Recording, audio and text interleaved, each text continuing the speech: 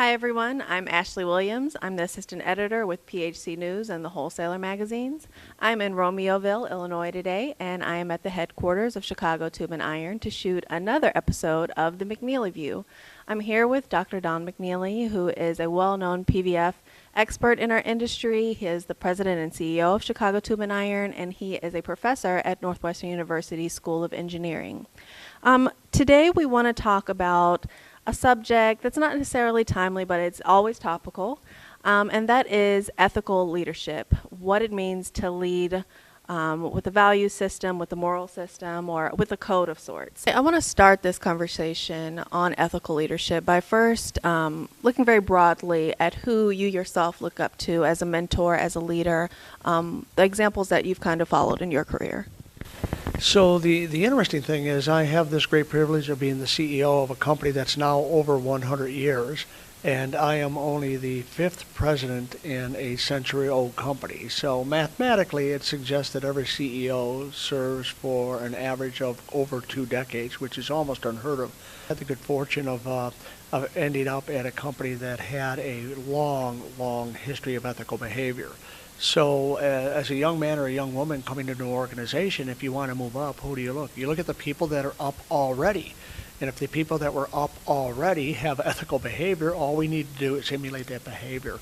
So first and foremost, my mentors came from within my own company. The influencing family was the Haig family. There was a Herb Haig, followed by a John Haig, followed by a Bob Haig, Jim Haig, Barbara Haig, Bill Haig. And my boss and mentor was Bob Haig, and I had the good fortune of his father, John Haig, being a mentor as well. In terms of who I look up to, we were in a rather informal management training program at that time, and myself and other guys presumably being positioned to take over when we were about 40.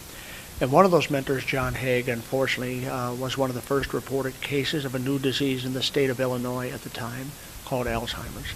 And it forced his premature retirement and unfortunately his premature death. But while he still had his faculties, his facilities about him, he brought in a Blue Rhythm board of directors that were from his friends throughout the industry. So his sons and daughter and myself had some great mentors on our board of directors. So those are the ones within the company.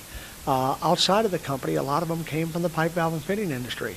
You know, those companies that had great brands. There were executives out there, men and women, that had great brands.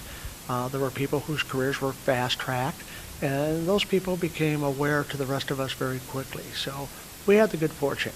Remember, not only did my acceleration to upper management take on a very rapid pace, I went into the C-suite at the age of 28, and my partner was 34 years of age at the time. So we needed mentors. Without mentors, we couldn't have done it. And looking at your academic background, I'm curious to know what kind of coursework or literature you've read or immersed yourself in regarding ethics in business or ethics in leadership. You know, that's a great debate going on for the last few years in the academic classroom, and more importantly, in the administrative offices of academia, where we look at course requirements. So where I fall along that debate is I think ethics is a topic right now that has to be first and foremost.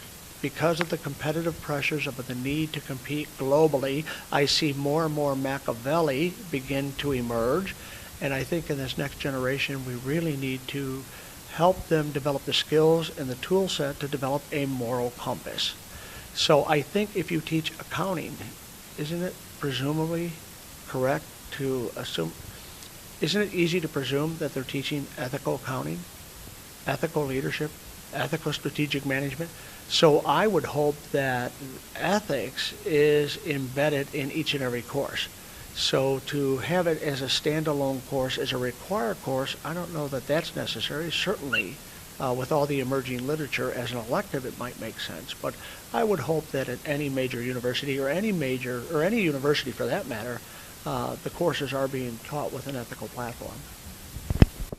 And kind of diverting from the classroom then to the trades and the industry, do you think there is a place in professional development in all the conferences that we go to for different associations where you have speakers for ethics to be addressed in those avenues?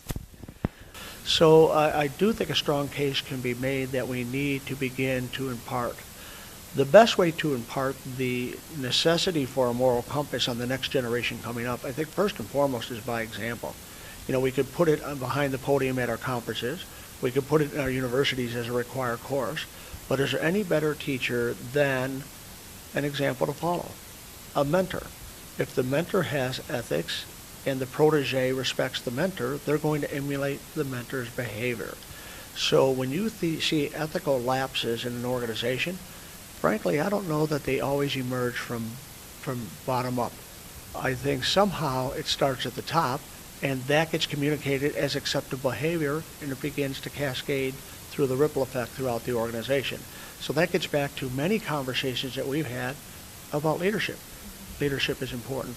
If I may elaborate for a moment, and you talk about mentors, that mentoring role is so important, but we need to pick the right mentor. And when somebody accepts a mentor role, they've got to be comfortable in embracing the need to do it right or not do it at all. And that's a great transition to my next question, which is more of a personal question. If you want to share with our readers the values, the rules that kind of make up your ethical code and the way that you lead, if you could share any of those insights with our viewers. I think ethics and ethical behavior is simply, how do you behave when nobody's looking? How do you behave when nobody's looking? You know, my mother used to say, if you tell the truth, you don't need a memory. You don't need a memory if you tell the truth. But in society, as we aggregate opinions in societal norms, there's going to be a range of behavior in society that's considered to be the norm. If you operate within those parameters, that is ethical behavior. When you begin to operate outside those ranges, that's where the questions of ethical purity come into play. So Charles Darwin said that those are the species that are going to survive are those that can most readily adapt to a changing environment. So when you go through this evolution of life for your organization or yourself, you're going to have to change. And as you change and reconstitute yourself, the one constant that must remain is your ethical compass. You must operate within those ethical parameters or you will soon be out it. I'm sure in some way that there are things that you think our industry does well in terms of ethics. Could you point any of those out to our readers? Our industry has minimal scandal. Think of the ethical breaches in our industry. While I'm not going to suggest to you they've never existed and won't in the future, they are really minimal. Think of some of the ethical lapses in law firms. Think of the ethical lapses in the investment community. Think of Wall Street. Think of the banking industry. Now think of the pipe, valve, and fitting industry. Think of industry in general. It is an industry with a moral compass. And I think the young people coming into our industry, if they don't overtly notice that or overtly comment on that, they certainly are feeling it through their intuition. So I think our industry, by and large, is a very ethical industry. I think when we put test reports out there, they're legitimate test reports. I think we have men and women of honor. I think when people make a mistake, they will own that mistake. So I think our industry is one in which many other industries can learn from. What is your advice for viewers who are dealing with the flip side? Something has happened that was unethical and we're trying to recover. What is your advice for them? So my advice to them, first of all, if there is legitimacy to the allegation, own it. Get ahead of the story as fast as you can and own it. The old saying is, it's not the crime but the cover-up. So simply own that behavior and make it right. What advice I would give to people starting a business or moving into management in a current business is don't forget the people. See, everybody says people are our most important asset, and then as soon as we have an economic downturn, what's the first cost cut? It is people. So we have a tendency to somehow either underweight or not recognize an asset that's not shown on the balance sheet. So I think the key is to grow our businesses larger without surrendering the soul. So why do we get these ethical lapses in American industry or world industry? Because in public arenas, typical people will serve at the top for 2 or 3 years. But it's not 3 years. It's not 3 years, it's 12 quarters. So people will begin to do the stuff in that Machiavellian sense with the presumption that that will not manifest in a problem on their watch. They're really passing it along to the next generation. So having said all that, I think as time evolves, remember the people in the equation. You can run a company that's a high performer while still having a soul. Don't forget the people. When ethical lapses occur, it's typically how one person treats another person first and foremost, and second of all, it gets involved with money and embezzlement and all those ugly things. But I think you're always going to run a good business. You're always going to live a good life if you simply remember the golden rule. Do unto others as you would like others to do unto you.